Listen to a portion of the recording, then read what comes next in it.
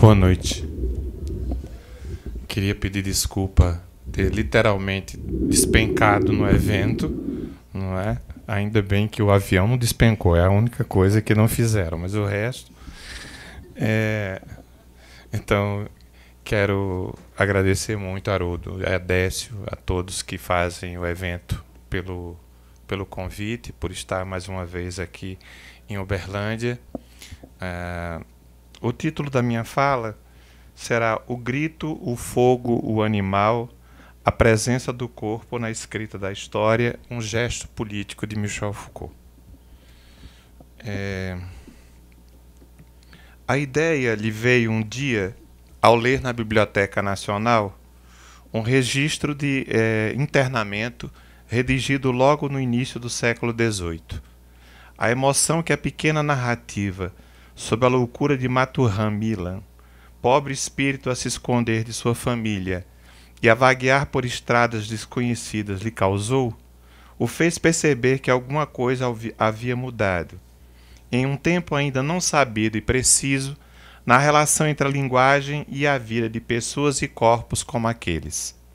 Essas notícias surgindo à sua frente, após 2 séculos relegadas ao silêncio do arquivo, abalaram mais fibras em seu corpo do que o comumente lia como sendo literatura.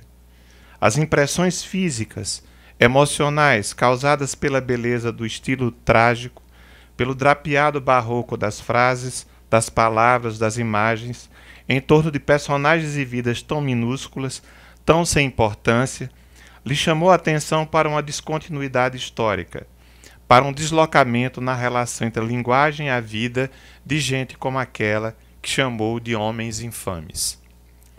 Michel Foucault, o filósofo que se fez historiador pelo encanto e emoção do arquivo, é obrigado a confessar que ele próprio já não conseguia restituir na linguagem a intensidade dos gestos, a obstinação sombria, as emoções que moviam aqueles homens, e inclusive a vibração que sentia ao se encontrar com essas vidas ínfimas, narradas e postas a perder naquelas pequenas notícias. O que fez por muito tempo, por falta de talento e capacidade, foi remoer a análise em torno da razão de ser daqueles textos, a quais instituições ou a qual prática política se referiam, procurando saber por que tinha sido importante, em uma sociedade como a nossa, que a derrota e o afinco daqueles gestos, daquelas ações, daqueles personagens fossem sufocados sob palavras lisas como pedras. Procurou saber a razão pela qual se quis impedir com tanto zelo e cuidado que os atos de um monge escandaloso ou de um agiota extravagante e inconsequente continuassem existindo, tendo repercussão. Tudo o que conseguia dizer em seu discurso filosófico, fruto dessa mutação histórica, da qual agora vislumbrava as bordas, eram as razões da necessidade de se sufocar sob uma camada de ênfases, de imprecações, de vociferações, os gritos dessa gente miúda, como se sufoca um fogo ou um animal. Em História da Loucura, na Idade Clássica, ele já havia identificado esse silenciamento progressivo da palavra do louco, esse desprezo crescente em relação ao saber do alienado. No período que media entre os séculos XVI e XVIII, uma mutação histórica se deu no que tange aquilo que podia passar para o campo da linguagem, para o campo da razão, para o campo da ciência. A palavra do louco foi sendo sequestrada pelo especialista, foi se voltando contra ele próprio como indício da presença da própria doença. Desqualificada e capturada, a palavra da loucura, o grito lancinante do agora nomeado doente mental, se perderá nos corredores, quartos e desvãos dos manicômios. Aí serão soterradas, aí serão condenadas a um monólogo infinito, a ser permanentemente um gesto sem sentido. As palavras, os choros, os gritos, os desesperos, as imprecações, as maledicências, os xingamentos, ficarão todos inaudíveis para a sociedade que rodeia aqueles muros cada vez mais altos e intransponíveis. Em Vigiar e Punir, encontra o mesmo silêncio em relação ao que se passava no interior das prisões, aos gritos de revolta e dor dos ali encarcerados, às vituperações, às raivas, às sanhas daqueles que ali vegetavam, até mesmo em relação à delinquência, à tortura, aos maus tratos, aos desejos e paixões que ali habitavam. Muitos discursos técnicos, jurídicos, criminológicos, médicos, administrativos, policiais, arquitetônicos proliferavam acerca da prisão, de seus benefícios e de seus problemas. Mas o silêncio dos prisioneiros era ensurdecedor, a ponto de se criar, em parceria com outros intelectuais, um grupo de inspeção das prisões, visando ouvir essas vozes amordaçadas, fazer ecoar os gritos de recusa à vida nas prisões. Mas esse trabalho político que realizava não garantia que em seu trabalho, em seus textos, essas experiências pudessem ser expressas. Ele chega a se perguntar se, mesmo essa política da razão, não implicaria, mais uma vez, o silenciamento desses gritos de dor e rebeldia. Mas, apesar desse seu esforço, as intensidades primeiras que o mobilizara ao se deparar com essas vidas, com esse arquivo, permanecia do lado de fora da linguagem, de sua linguagem, da linguagem da filosofia e da historiografia. Esses saberes não pareciam estar aparelhados para fazer passar em seus escritos a intensidade dessas sensações, desses sentimentos, desses afetos, dessas comoções. Esses saberes também faziam parte dessa empresa de silenciamento dos corpos, de suas dores físicas e emocionais, de suas feridas, de suas emoções e comoções, de suas sensibilidades. Esses saberes se aliaram à racionalização médica, jurídica e psiquiátrica dos corpos, de seus afetos e paixões. Esses saberes coexistem a toda empresa de normalização e disciplinarização dos corpos, realizadas no mundo moderno, na sociedade burguesa. Eles também participam, à sua maneira, do sufocamento do fogo dos desejos, das paixões, das vontades, dos impulsos. Eles tratam de partilhar do sonho antropológico, do sonho humanista, que inventou o homem como categoria universal e metafísica, e o levou para longe do animal, da natureza, da bestialidade, da selvageria, da barbárie. O homem, espírito universal, razão em desenvolvimento, história no singular, em busca de um telos de reconciliação com o que seria seu próprio ser, se afasta cada vez mais de sua condição corporal, física, material, embora, contraditoriamente, cada vez mais faça progressos no conhecimento desse corpo. Mas a fragmentação do conhecimento, das ciências, o surgimento das chamadas ciências humanas, as levam para longe desse homem que grita, que sangra, que chora, que enlouquece, que morre. Ele que escutara por primeira vez esses gritos ao fazer sua formação em psicologia, ao frequentar hospitais psiquiátricos. Ele que sentira a dor e o assombro da proximidade da loucura, que se deixara consumir pelo fogo de um desejo proscrito, silenciado, que não devia sequer pronunciar seu nome, que quedara prostrado, vencido, aniquilado pela vergonha de dar passagem ao animal estranho que o habitava, fera a querer matar ou se matar, aprisionada na jaula de um corpo desobediente e impulsivo. Se põe à procura de uma linguagem que acolha em seu regaço essas experimentações que julgará ser de um fora da ordem dos discursos. Descobre, maravilhado, que essas experiências, que foram arrinconadas e desprezadas pelo discurso científico, pelo discurso da razão, teriam ido se alojar e encontrar guarida no discurso literário e nas produções artísticas.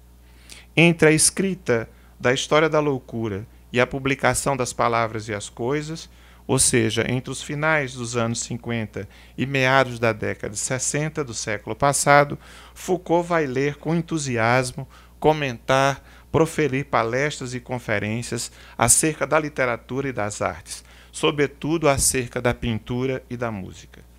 Da mesma forma que irá descobrir com entusiasmo a filosofia nietzschiana, aquele filósofo que falava do corpo, que tomava a saúde e a doença como princípios de interpretação, que tomava a vida e a morte como critérios para avaliar eticamente as ações humanas, vai se encontrar com toda a literatura da transgressão, a literatura da loucura, do corpo, do sexo e da morte.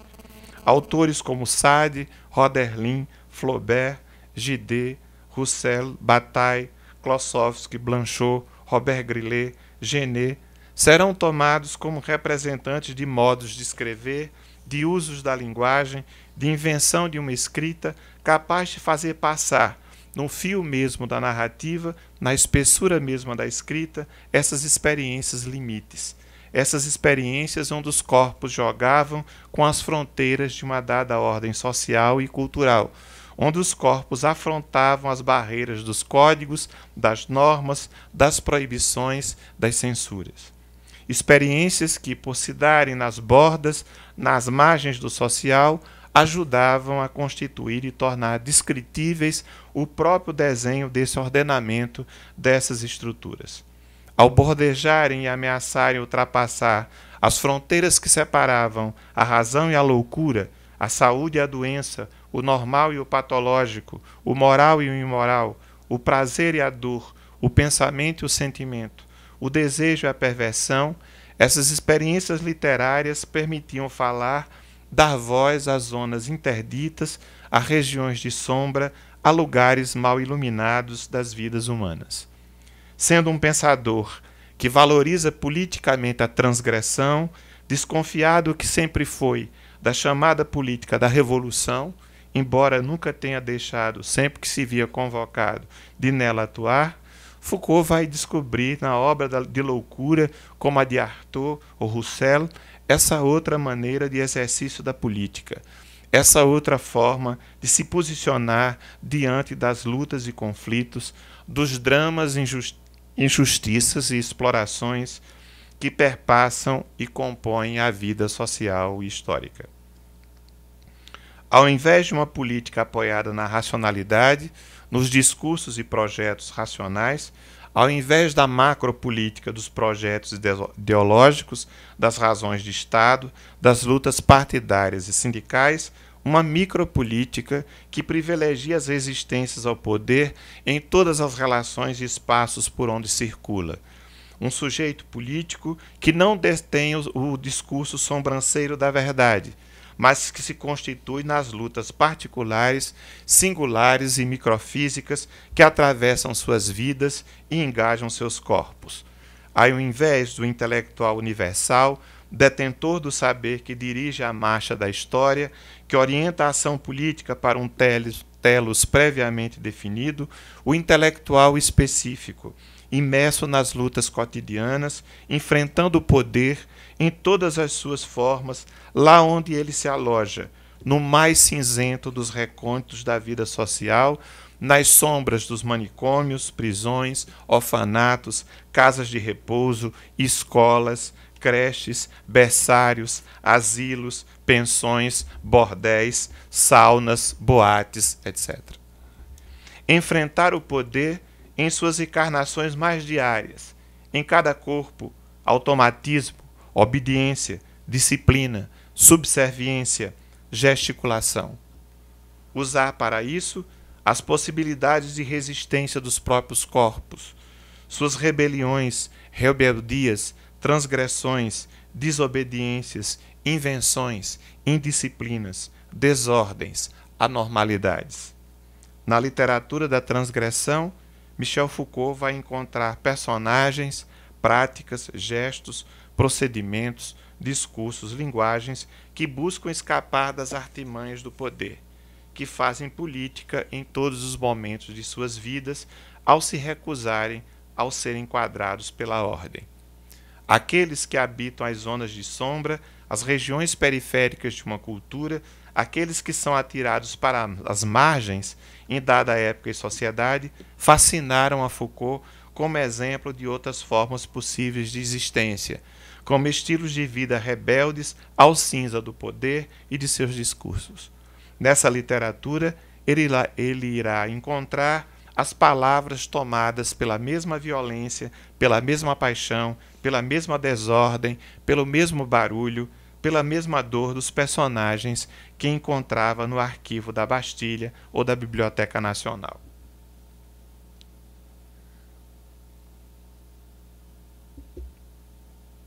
Nesse percurso, ele descobriu a própria historicidade da literatura, da palavra literária. Estabeleceu o que seria o seu próprio estatuto. Diferentemente do que chamou de obras de linguagem, presentes desde o mundo antigo, a literatura se inaugura com o gesto de Sade e de Chateaubriand. Se afirma com os escritos de Mallarmé. É uma invenção do mundo moderno. A literatura não seria o simples fato de uma linguagem se transformar em obra. Tampouco seria o fato de uma obra ser fabricada com linguagem. A literatura seria um terceiro termo, distinto da linguagem e da obra. A literatura seria um espaço vazio que se abre entre a linguagem e a obra. Espaço que não cessa de ser preenchido e quer dar novamente por preencher. A literatura seria o oco da linguagem, essa sua capacidade de dobrar-se e desdobrar-se a partir de si mesma, sem ter que se referir a qualquer coisa, a qualquer realidade fora dela mesma. A literatura é feita da fábula, encontro politicamente importante para Foucault, como irei discutir mais adiante com vocês. De alguma coisa que pode e deve ser dita, mas uma fábula que é dita numa linguagem que remete a uma ausência, a um simulacro, a um desdobramento, a um assassinato. Ela é uma distância aberta no interior da linguagem, um espaçamento que a linguagem escava para poder se desdobrar, um espaço que se percorre e que jamais se ultrapassa. Na literatura, a linguagem vacila sobre si mesma, uma espécie de vibração no mesmo lugar. A literatura não sai de si mesma e, no entanto, escapa a si mesma. Sempre. É isso que dá a ela sua marca de singularidade. Toda obra de literatura teria que ser uma transgressão da própria obra e da própria linguagem. Palavra ao infinito, a literatura é sempre um arrombamento da virgindade pura e branca da folha vazia do papel. A literatura reserva para si o estranho papel de assassinar permanentemente a própria literatura.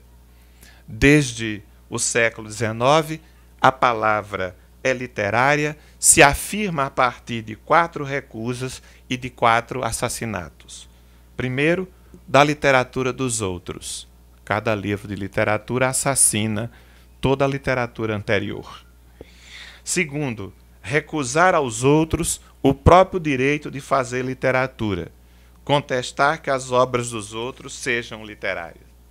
Em terceiro lugar, recusar a si mesmo a tudo que já fez, escreveu, recusar a si mesmo o direito de fazer literatura. E em quarto lugar, se recusar a fazer outra coisa em termos de literatura e linguagem literária que não seja o sistemático assassinato da literatura. A literatura seria, portanto, ela mesma um gesto político de transgressão sistemática de suas próprias regras, códigos, modelos, tradições, gêneros, estilos, linguagens. Mas será essa descoberta mesma da literatura como um jogo de linguagem fechado sobre si mesmo, no eterno brinquedo da transgressão dos seus próprios pressupostos, que irá afastar Foucault da literatura, a partir do seu livro de 1966. Na chamada passagem do que seria sua fase arqueológica para a sua fase genealógica, impactado pela experiência do maio de 1968, mas também pelas revoltas estudantis e de juventude que acontecem em todo o mundo, como as que assistiu quando ainda lecionava numa universidade da Tunísia, ou vivenciou quando dirigiu o departamento de filosofia na recém-criada Universidade de Vincennes, Foucault vai paulatinamente se entusiasmar por essas ações políticas que se passam nas ruas, nas praças, nas prisões, nas fábricas, nas universidades, mas também pela emergência do movimento feminista, dos homossexuais, pelos direitos civis dos negros, ciganos, imigrantes, que presencia ao lecionar ou proferir conferências em cidades norte-americanas ou mesmo no cotidiano de Paris ou de outras cidades europeias. Surge então o Michel Foucault, agora respeitado ocupante de uma cadeira no Collège de France e militante de todas as causas, disposto a assinar inúmeras petições, abaixo-assinados, cartas de protesto, panfletos, engajado em instituição voltada para dar voz aos prisioneiros, um corpo disposto a enfrentar de forma física, com coragem e destemor, os representantes do poder de Estado. Sim, a sua revolta em relação aos poderes que oprimem, exploram e procuram governar as existências, esse poder que nomeou de biopolítico, se manifestava nele por uma recusa física, corporal, uma reação de repulsa que se expressava na valentia e no desassombro com que se colocava e enfrentava situações de conflito e enfrentamento. Era seu corpo que se rebelava, que se colocava na linha de frente da batalha como se fosse tomado por labaredas de fogo, crepitando de raiva, saltava para o proscênio da luta como uma fera acuada. Nas fotografias, pode-se vê-lo atracado com soldados armados, medindo forças com agentes da repressão, enfrentando aos gritos, em meio a uma nuvem de gás lacrimogêneo, a tentativa de dispersar a manifestação que participava.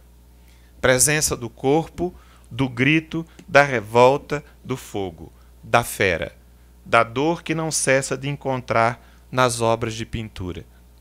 Já no primeiro capítulo da História da Loucura, vamos nos deparar com a Nau dos Loucos, de Hieronymus Bosch, atravessando uma paisagem de delícias onde tudo se oferece ao desejo, uma espécie de paraíso restaurado, uma vez que nela o homem já não conhece sofrimentos nem necessidades. No entanto, essa falsa felicidade é a vitória diabólica do anticristo, o fim que já vem próximo. Nesse século XV, o mundo parece mergulhar no furor universal. A vitória não parece se avizinhar nem de Deus, nem dos diabos, mas da universal loucura. Mesmo sob uma iconografia levemente fantasista, o grito do louco se faz ouvir. Seus rostos e corpos marcados pelo desatino assomam a superfície da imagem. Na Tentação de Lisboa, do mesmo pintor, vemos surgir diante de Santo Antônio figuras nascidas da loucura, da solidão, da penitência, da privação. Um frágil sorriso ilumina um rosto sem corpo, pura presença da inquietação sob uma espécie de esgar ágil. O louco aparece com sua imagem enigmática, com seu mistério, espécie de espelho a fazer uma constante interrogação que permanece sem resposta, um silêncio habitado apenas pelo bulício imundo que o cerca. A loucura aparece como a constante tentação a perseguir os espíritos e almas razoáveis. Mas ela se faz presença, ela ainda aparece, antes de ser desterrada para trás dos muros dos hospitais psiquiátricos. Já no início das Palavras e as Coisas, o quadro Las Meninas, de Diego Velázquez, indicia o momento que essa capacidade de assinalação do mundo pela linguagem está sendo rompida. Momento em que a realidade e a representação deixam de estar enroladas entre si, em que o objeto de que fala o discurso habita agora o exterior da linguagem que o tenta representar, em que realidade e linguagem começam a se separar.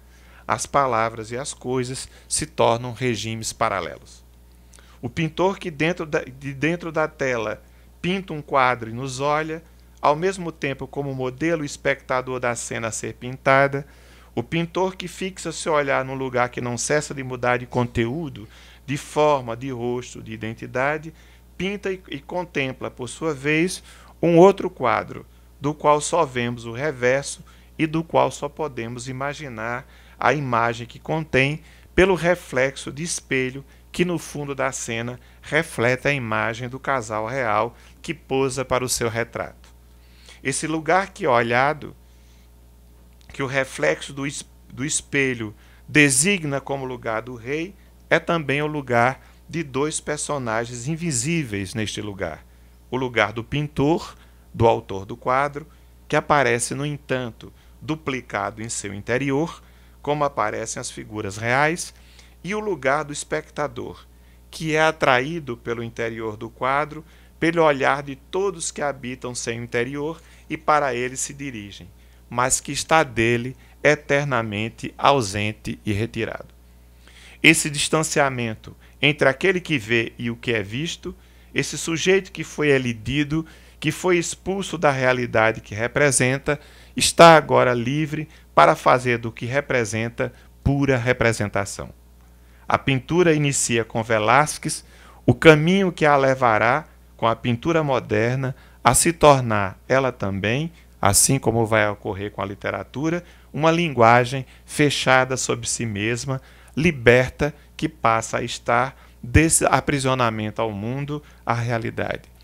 Desfeita a prevalência da semelhança, a representação pode se dar como pura diferença.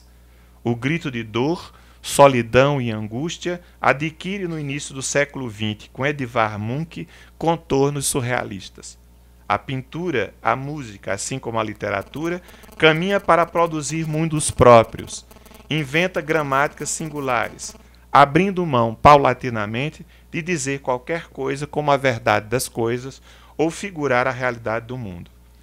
Fascinado com essa constante transgressão das formas, com esse gesto de ruptura com o visível e dizível de dados tempos, com o deslocamento e deslizamento que provocavam nos regimes de dizibilidade e visibilidade, na reorganização que promovem no arquivo, na capacidade de afrontamento dos poderes de cada momento histórico, Foucault vai reservar às artes um lugar especial em sua obra.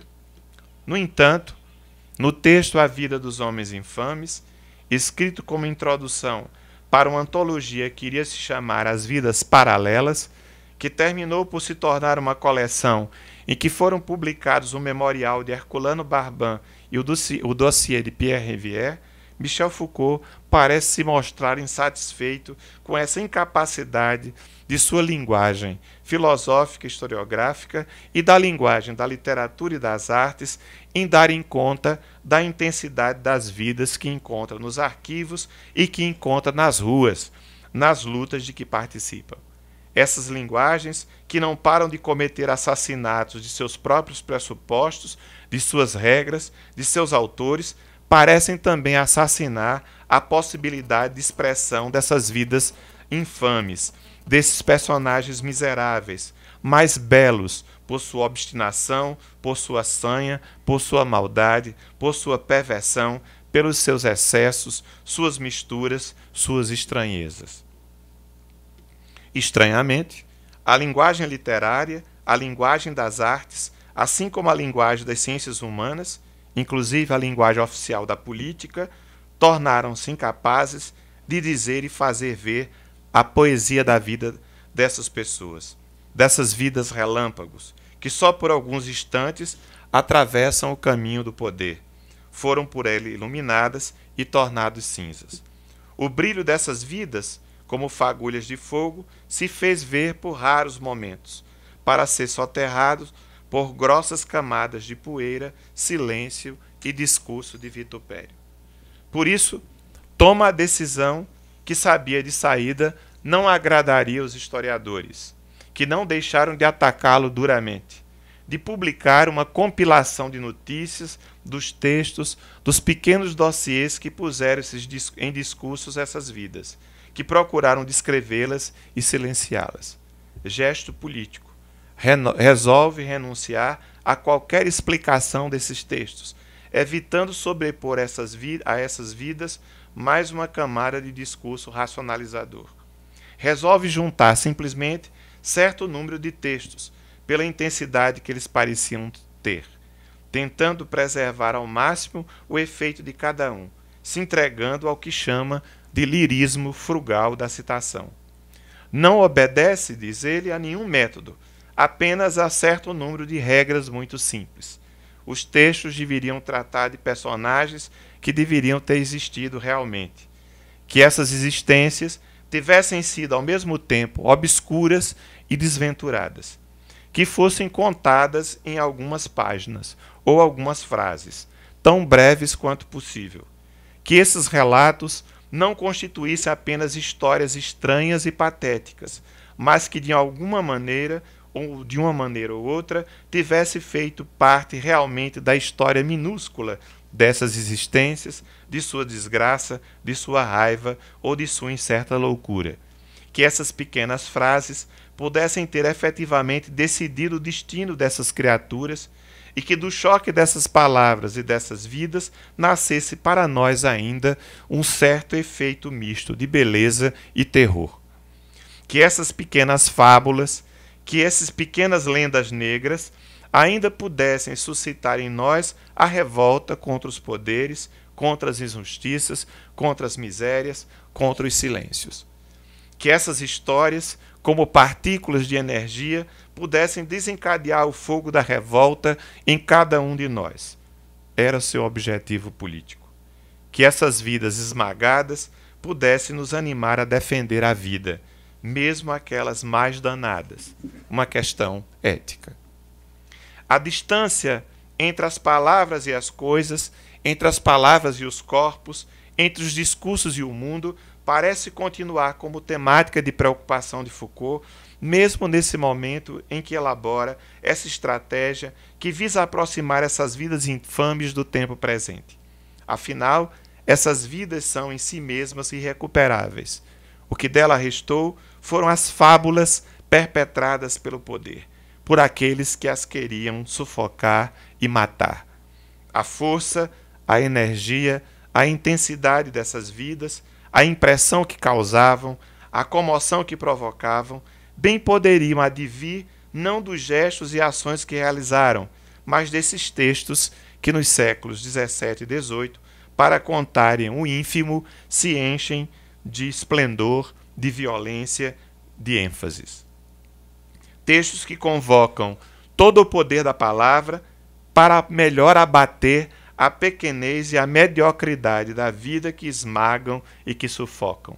Retórica grandiloquente que, no entanto, consegue fazer o que parece impossível para a linguagem do filósofo ou do historiador contemporâneo: passar o brilho das decisões que sobre eles são tomadas, o rigor dos castigos que os impõem. Esses textos continuam sendo, no entanto, como no caso da literatura, textos de assassinato, textos de morte, textos que, a pretexto de colocarem a vida em discurso, a assassina. Essa relação entre escrita e morte, entre escrita e assassinato, aparece ainda no ano de 1968, numa das raras vezes em que Michel Foucault fala sobre o significado do ato de escrever, né? Qual o significado que o ato de escrever tinha para ele mesmo. Autor que produziu inúmeros textos em que analisa a relação de outros autores com a escrita, com a linguagem, com o discurso, Foucault falou raramente sobre sua própria relação com o ato de escrever. Ele o faz numa entrevista concedida a Claude Bonnefoy, então um influente e conhecido crítico de arte que colaborava com a revista Artes.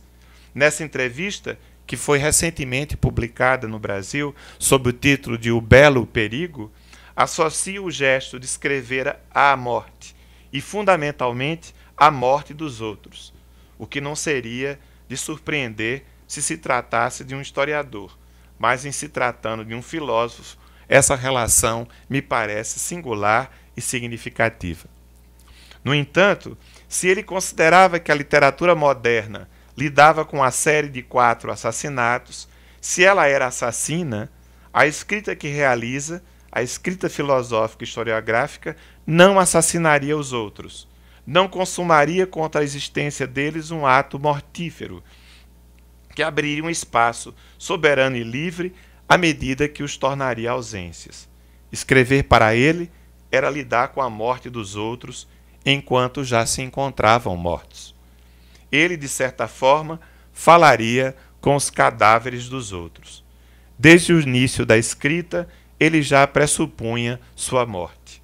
Sua fala seria de um anatomista que realiza uma autópsia. Seria essa pretensão que o faria se autonomear de um positivista feliz? Num dos raros momentos em que lança a mão de dados biográficos para tornar inteligível aquilo que faz, numa das raras ocasiões em que faz uma genealogia de si mesmo e de sua escrita, Foucault vai relembrar, para explicar essa maneira de se relacionar com a escrita, o fato de que ele descende de gerações de médicos, de que seu pai foi um cirurgião de sucesso. Assim como o bisturi nas mãos de seu pai, a caneta em suas mãos serviria para fazer incisões no corpo desse morto que tomava por objeto. Com a escrita, ele percorria o corpo dos outros, levantava peles e tegumentos, tentando descobrir os órgãos, trazendo-os à luz, buscando fazer neles aparecer a lesão, o foco da doença, essa parte lesada que caracterizou uma dada vida, um pensamento que, em sua negatividade, organizou aquilo que ela foi. Escrever para ele implicava em trazer à luz, eu nunca o vi tão iluminista como nessa entrevista, né? O coração venenoso das coisas e dos homens, aquilo que os gangrenava. Segundo ele, talvez por isso, as pessoas sentissem a sua escrita como uma agressão, falassem do violento que havia em seus escritos, quando, na verdade, segundo ele, nunca teria atacado nominalmente ninguém. Para ele, a escrita era uma atividade suave e discreta. Quando escrevia, a impressão era de veludo. Obter uma escrita aveludada, um estilo de veludo, era o que dirigia as escolhas que fazia de palavras e expressões. No entanto, admitia, as pessoas só encontravam nele o seco e o mordaz. Mas, admitindo que os outros tivessem razão, se pergunta, se não tomaria a folha branca do papel como se fosse um corpo, traçando sobre ela os mesmos signos agressivos que seu pai traçava nos corpos que operava. Teria, assim, passado da eficácia da cura à ineficácia do enunciado. Teria substituído o inapagável da cicatriz sobre o corpo pela marca do grafite sobre o papel, pelo signo perfeitamente apagável e rasurável da escrita.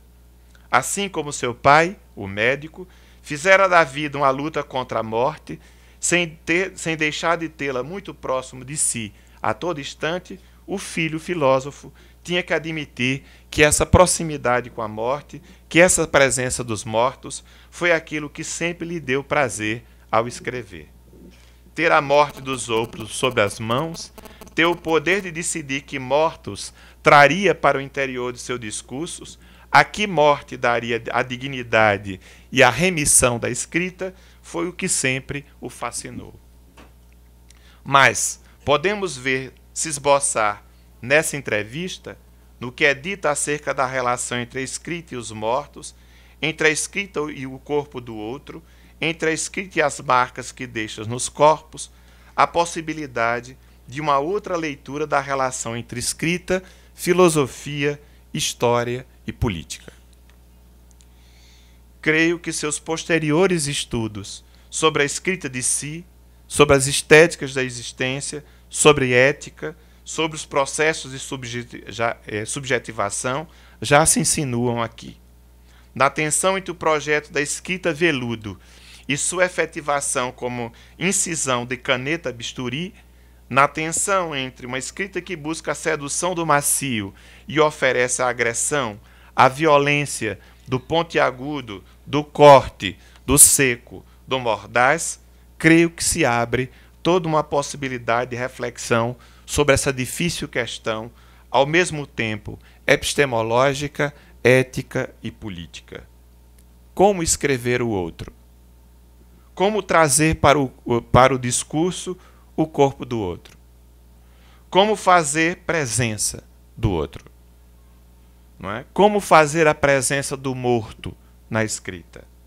Através de que linguagem? Questões que não param de assaltar, por exemplo, e assombrar nós que somos historiadores e que temos que dizer os mortos.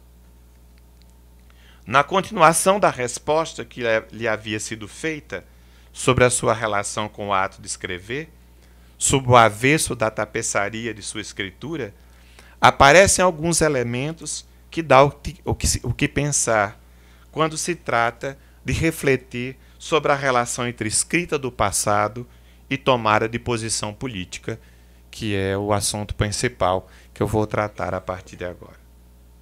Ele diz que nunca pensou sua escrita como uma agressão, como um assassinato, pois simplesmente considerou que aquele sobre o qual escreve, mesmo quando está vivo, já estaria morto. Ele diz adotar uma postura de pura ingenuidade. Nunca se via como condenado à morte o outro sobre o qual escrevia. Apenas supunha que já estivesse morto. Nesse passo, ele introduz uma frase que será o ponto de partida para o que discutirei aqui, a discussão central nessa noite, no restante desse texto, né? E que constitui a sugestão que gostaria de deixar para o debate, né? Ele diz: é por isso que fico muito surpreso quando ouço as pessoas gritar. E continua: fico tão espantado quanto o anatomista que sentisse bruscamente despertar sob o seu bisturi o homem sobre o qual quis fazer uma demonstração. Bruscamente os olhos se abrem, a boca começa a urrar, o corpo a se retorcer e o anatomista se espanta. Puxa, ele não estava morto? Acho que é isso que me acontece com aqueles que me criticam ou que gritam contra mim depois de terem me lido. Sempre tenho dificuldade em lhes responder, se não por meio de uma desculpa que tomam talvez por um rasgo de ironia, mas que é verdadeiramente a expressão do meu espanto. Puxa, então eles não estavam mortos. Estamos, mais uma vez, diante de um grito, de um urro, produzidos por uma vida, por um corpo vivo que teima em não morrer. Esse grito de pavor diante do bisturi do anatomista, que indicia a morte, ao mesmo tempo que a ela resiste, faz eco a outros gritos abafados, tanto pelo poder médico quanto pelo poder dos discursos. Essa boca a urrar de dor e de espanto podia ser a boca do louco, amordaçada pelo poder psiquiátrico, inaudível por trás dos muros do hospital que a intercepta. Ela podia pertencer aos prisioneiros, imprecando suas dores e revoltas na direção dos ouvidos moucos da sociedade burguesa, afogadas sob o peso dos discursos jurídicos, administrativos, policiais e midiáticos. Sociedade que não se apavora, que chega a sorrir diante de bocas congeladas, num último ricto, em um rosto pendente de uma cabeça degolada, como temos visto no Brasil, não é? Recentemente. Esse corpo a gritar e se retorcer bem poderia ser dos homens infames, dos homens e mulheres que habitam todas as lendas negras, que são sujeitos de todas as infâmias, que foram transformados em cinzas pelos atos do poderes e pelos saberes que vieram ajudá-los a completar a obra de apagamento, de queima, de redução a cinza e a pó dessas existências condenadas às margens, ao opróbrio, à abjeção. Mas mesmo assim, eles ainda gritam, urram, se retorcem e vêm surpreender os anatomistas que operam a ordem social. Puxa, eles não estavam mortos. Como em tantas passagens de suas obras, de suas conferências, de suas entrevistas, o que Foucault nos apresenta nessa passagem é uma pequena fábula. Essa fábula, uma maneira de ordenar, de organizar episódios, personagens, acontecimentos e atribuir-lhes as funções que vão exercer na narrativa, serve para, ao mesmo tempo, dizer o que deve ser dito e mascarar esse dito em simulacros que parece esconder as verdades que diz, mas, no entanto, as deixa à mostra. Por isso, as fábulas que Michel Foucault conta são articuladas pelas figuras da ironia. Como discutirá em texto publicado em 1966, intitulado Por Trás da Fábula, fábula e ficção se distinguem. A ficção é apenas um aspecto da fábula. A ficção é a maneira como a fábula é narrada, seu regime de narrativa, como através do próprio discurso se estabelecem relações entre aquele que fala e aquele do qual se fala. A fábula é uma disposição de elementos que institui uma certa ordem. A ficção, a maneira como essa ordem se desdobra numa narrativa. Como um pensamento que se organiza espacialmente pelo estabelecimento de uma dada ordem, de uma dada disposição, de uma dada arrumação de elementos, estabelecendo certas relações, correlações, convivências, comparações, o pensamento fabuloso de Michel Foucault se esmera em estabelecer disposições, diagramas, redes de relações entre palavras e coisas, homens e coisas, acontecimentos e discursos, pensamentos e imagens, tempos e espaços que geram surpresas, inquietações, que aparecem como violências à ordem do discurso. Como a enciclopédia chinesa borgiana, que o fez abrir um sorriso e foi colocada nos começos da arqueologia das ciências humanas. Os efeitos irônicos e, portanto, críticos, poéticos e políticos de seu texto nascem dessa capacidade fabulativa que, ao mesmo tempo, dizem a verdade e a disfarça.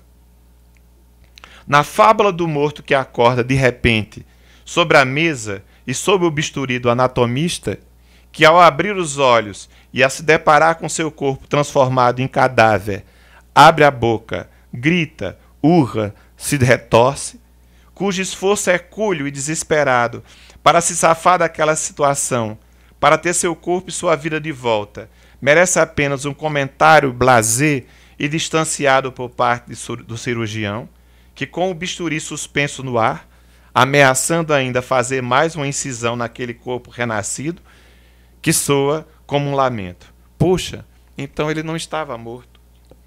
Vemos funcionar a estratégia discursiva que ele há pouco denegara. Toda a sua fala soa irônica, porque o filósofo que acabara de dizer que em tudo o que escrevia, em tudo o que fazia, buscava uma impressão de veludo, alguém que acabara de simular um enorme espanto com o fato das pessoas o julgarem agressivo, seco e mordaz, vai desdizendo o que diz no próprio ato de dizer. Ele fala de veludos a golpes de bisturi. Ele faz no veludo rasgos de ironia.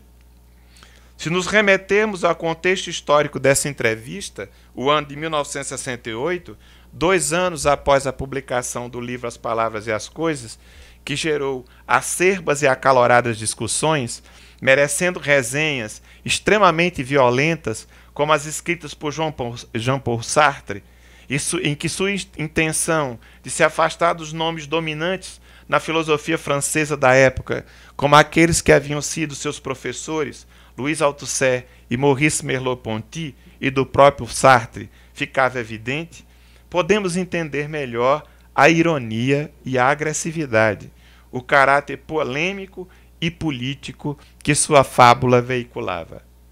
É a eles que se refere ao falar daqueles que o criticavam e que haviam gritado contra ele após tê-lo lido.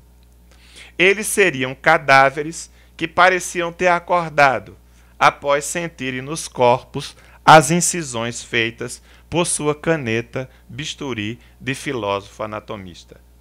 Submetidos à autópsia que realizarem seu livro polêmico, sem que o nome de nenhum deles tivesse sido diretamente pronunciado, eles teriam saído do reino dos mortos para gritarem, urrarem, se retorcerem diante de seus olhos, enquanto ele, de maneira inocente, ingenuamente, teria se espantado. Puxa, eles não estavam mortos. Não é? Quer dizer, Sartre, Ponty, né? Althusser, poxa, eles ainda não morreram. Né? Daí teria advindo sua dificuldade em responder às críticas recebidas. Afinal, como responder a mortos? Como responder racionalmente? Como encontrar argumentos? Como tentar convencer aqueles que já haviam morrido e não sabiam? Quanto mais pedia desculpa aos mortos redivivos, com a caneta bisturi ainda ensanguentada entre os dedos, quanto mais falava de seu espanto com o acontecido, mais o julgavam irônico, mordaz e perverso. Ora, o que faz Michel Foucault ao falar nessa entrevista, se não utilizar do recurso à fábula, do recurso ao simulacro, para responder aos ataques de que fora vítima? Construir uma fábula pareceu para ele ser a melhor estratégia de ataque, de resposta, de posicionamento diante das disputas acadêmicas e políticas em que estava envolvido. A pretexto de falar de si, de fabular um si mesmo, de construir através da fábula uma dada imagem de sua escrita, Michel Foucault não para de falar do outro, de simular como sujeitos ao mesmo tempo presentes e fantasmáticos esses outros, que mesmo os mortos ainda gritam, urram e se retorcem. Na fábula em que fabrica um morto, um dado fantasma, um dado simulacro, Foucault descobre uma estratégia para lidar com os mortos-vivos que habitam seu presente. Descobre uma maneira de fazer efeitos políticos com o uso da linguagem, com o uso do arquivo, com a referência aos corpos, sem que seu discurso passe pelo conceito, pelo raciocínio teórico, pelo discurso político racional e pretensamente dirigido às inteligências e às consciências dos outros. Pois, afinal, como pressupor que zumbis possuem inteligência e consciência? Continuando a responder com um riso no canto da boca, finge concordar com o entrevistador que diz que seu olhar para os mortos é apenas clínico e neutro, nunca poético e passional, como seria o olhar de Jean Genet. Ele, que acaba de contar uma fábula tomada de poesia e passionalidade, embora se passe pretensamente sob o olhar clínico do médico, finge que aquele paciente que grita estupefato sob o poder ameaçador do anatomista não se trata dele também. Se continuamos lendo a entrevista, vamos vendo como ele sutilmente vai deslizar o seu lugar de fala do lugar do anatomista para o lugar do morto redivivo, que grita, urra e se retorce corporalmente diante das luzes e agressões do poder. Ele diz não ter a pretensão de matar ninguém em sua escrita. Só escreveria sob o fundo da morte já declarada dos outros. Enquanto os outros estavam falando, sorrindo, eles o impediam de escrever. No entanto, a sua escrita seria uma homenagem a esses mortos, e, portanto, não uma homenagem ao anatomista, nem simplesmente o discurso de diagnóstico sobre a causa mortis desses corpos. Ele busca não apenas a verdade dessas vidas e a verdade de suas mortes, o segredo doentio que explica a passagem de suas vidas às suas mortes, mas visa fazer a elas um tributo, um reconhecimento para além do conhecimento. Sua escrita se alojaria no ponto onde a vida dos outros descambou para a morte. Ora, alojar a sua escrita nesse instante de perigo, nesse instante de fronteira, de charneira, nesse tempo indeciso entre a vida e a morte, não é optar pelos mortos ou pela morte, como parece querer fazer crer, mas optar por auscultar, por fazer o diagnóstico, fazer a autópsia de uma passagem, de uma descontinuidade, de uma situação limite. Ele diz que, por isso, fala de coisas passadas. Prefere a história. Por isso, teria dificuldades em tratar do presente. Eu vejo nessa frase mais uma ironia, pois sua escrita nunca deixou de ser sobre o presente. Mesmo quando se retirou para a antiguidade greco-romana, ele não parou de tratar do presente, de seu presente. Mesmo quando recuou sobre a sua pesquisa para os modos e processos de subjetivação, para longe do funcionamento do dispositivo da sexualidade, era seu presente que ele inquiria. Era ele próprio, seu corpo, seus desejos, que sempre entendeu, não é, sua vida, sua existência, pois tanto como filósofo quanto como historiador, era assim que sempre entendeu sua tarefa. O passado sempre foi em si escrito um pretexto, um pré-texto, um texto prévio a partir do qual fabulou presentes possíveis. A fábula, em seu poder de diferir, de produzir em seu interior a semelhança que difere, que afirma a diferença. Afinal, desde Esopo, a fábula faz animais agir como humanos para nos fazer encarar as nossas animalidades nunca superadas. A fábula põe em cena um animal que não é animal, para discutir valores e concepções humanas que no texto não são de sua autoria. A fábula assume a condição mascarada da linguagem e dos sujeitos que ela designa.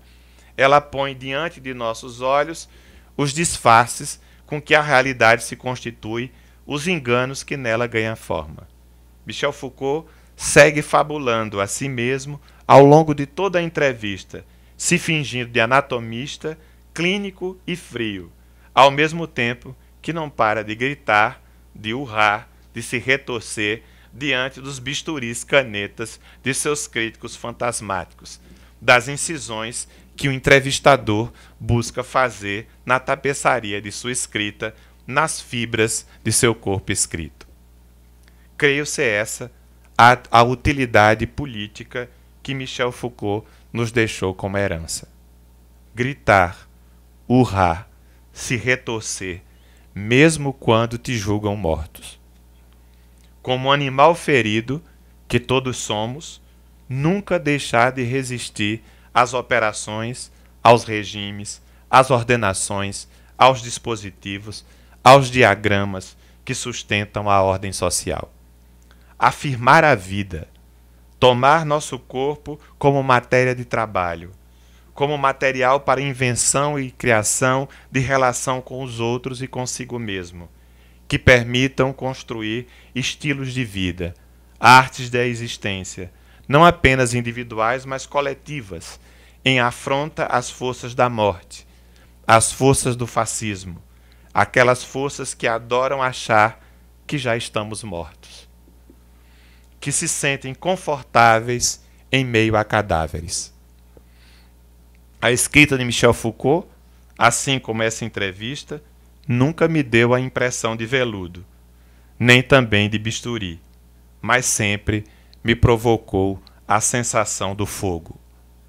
Fogo da crítica, que queima, que cauteriza, que reduz à cinza dados argumentos, dados objetos e dadas imagens, as fazendo retornar ao pó de onde saíram.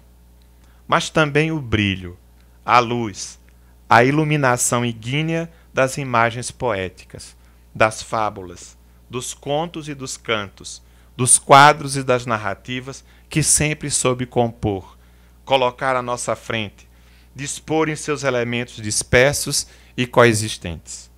Mas, acima de tudo, o calor da batalha, da luta, o fogo da indignação e da revolta diante do intolerável. Aquele fogo que se apossa de seu corpo, né, e que o fazia pular como uma fera para o meio da liça, gritando contra aqueles que queriam impedir que falasse, escrevesse, militasse, amasse, gozasse, que se entregasse ao fogo dos desejos e dos prazeres.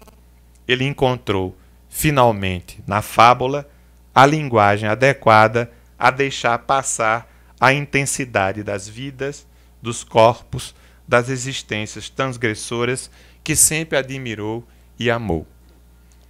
Na fábula, ele encontrou a possibilidade de um dizer político, de um dizer crítico, de um dizer poético, de um dizer ético, que nos deixou como sugestão para lidarmos com a sociedade do capitalismo informacional, midiático, com a sociedade do espetáculo, com a dramatização do cotidiano, com a vida política tornada novela, com a solidão de vidas maquínicas, com as existências vividas como memes, selfies, tweets, WhatsApps, com emoções e afetos veiculados por GIFs.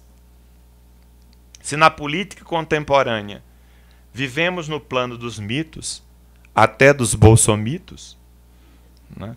Se até o Batman sai das revistas em quadrinho e vem reivindicar a volta de algum Robin, se nas redes sociais as fábulas reacionárias não param de circular, se os jornais, as revistas, os noticiários de TV se transformaram em veículos de fabulação, se temos um judiciário e um ministério público que se afincam em acreditar nas fábulas que eles mesmos criam, se temos juízes, promotores, delegados, alçados à condição de atores canastrões de tramas cinematográficas, se atores pornô devem especialistas em educação, se pastores televisivos se julgam profetas, mortos reencarnados e estupefatos com o volume de recursos arrecadados por seu templo, se governantes e parlamentares se travestem de vários personagens fabulosos, se somos presididos por vampiros,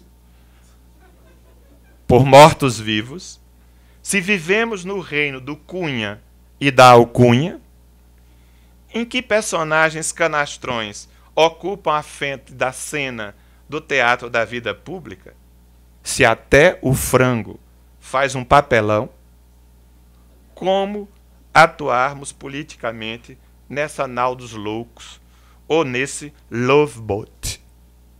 Como resistir a tanta infâmia? Como não nos sentirmos prisioneiros de uma lógica política tida como insubstituível e inarredável, senão nos entregando à fabulação, à produção de fábulas que funcionem como bisturis, retirando as peles e tegumentos desse corpo nacional putrefato. Talvez apenas a fábula, mais do que a história, a filosofia, a educação, a ciência política, pobres anatomias sem bisturi, possa dar inteligibilidade e efetividade a um discurso político de contestação e de rejeição desse cadáver que ainda se contorce, grita, urra, que é o país em que vivemos. Talvez só a fábula nos permita nos aproximar do coração venenoso da nossa realidade. Só o texto fabuloso e fabulador possa fazer aparecer o foco da lesão, o foco da doença que nos está levando à morte como sociedade. Só a fábula irônica para se contrapor ao riso sarcástico do empreiteiro dono do mundo, construtor de propinodutos, alçado à condição de moralista. Só a fábula, a ironia, o riso e o escracho para deixar passar em nosso grito de repulsa e horror diante de uma elite que se retorce e urra diante de uma Bolsa Família, de uma política de valorização do salário mínimo, de cotas raciais, etc. Uma elite que apoia uma reforma da Previdência que deve partir da constatação ou do desejo de que os prováveis beneficiados já estejam todos mortos. Não podemos combater mitos com razões, imagens fabulosas com argumentos, tramas enganadoras com perorações destinadas a despertar as consciências. As esquerdas perderam seus mitos, perderam suas fábulas, perderam suas utopias e assistem impotentes à proliferação do fabulário geral do delírio cotidiano da direita, se quisermos tomar uma bela expressão de Charles Bukowski. As fábulas, no país do sítio do Pica-Pau Amarelo, não se atêm ao figurino apertado dos livros. Elas vêm habitar a realidade. Elas devêm real. A fábula do impeachment moveu multidões, corações e mentes. O que mais repetimos nos últimos tempos, ao nos depararmos com certos personagens, com certos desejos, com certas ideias e pensamentos, com certos interesses, com certos slogans, com certas práticas, com certas reivindicações, com certos discursos, com certas propostas governamentais e legislativas, com dadas ações, práticas e discursos médicos, jurídicos, psiquiátricos, artísticos, administrativos, etc. Puxa, eu pensei que estavam mortos. Obrigado.